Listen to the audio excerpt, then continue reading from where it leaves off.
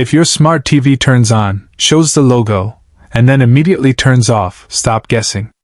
In the next 10 seconds, I will tell you the real reasons behind this issue, and how technicians actually fix it in real workshops. Welcome to Tech Vibes. I am speaking as a technician, not theory, only practical solutions that work. First, unplug the TV from the wall socket. Wait at least 5 full minutes. This fully discharges the power board and clears temporary logic errors. After 5 minutes, plug it directly into the wall, not into a power strip. Power strips and extension boards often cause voltage drop. Second, check the power cable and adapter. A loose power cord or damaged adapter can cause instant shutdown. If the TV uses an external power adapter, feel the adapter. If it is overheating or making noise, replace it. This solution fixes many LED and Android TV models. Third, inspect HDMI and USB devices. Disconnect all HDMI cables, USB drives, soundbars, and set-top boxes.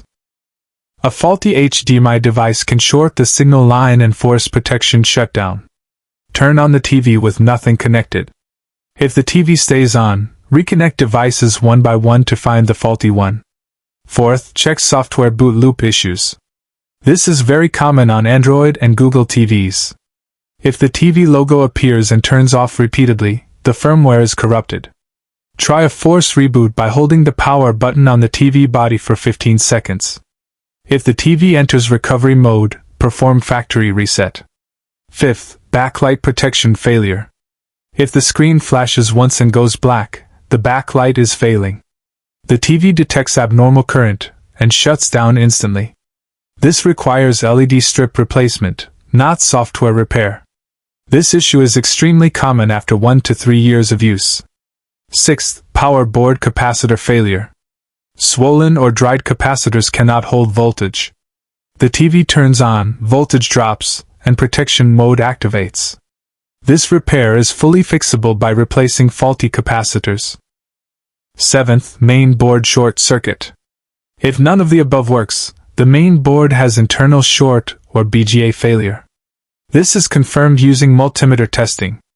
Reflow or board replacement is required. Always remember: never change service menu settings randomly. Never update firmware during unstable power.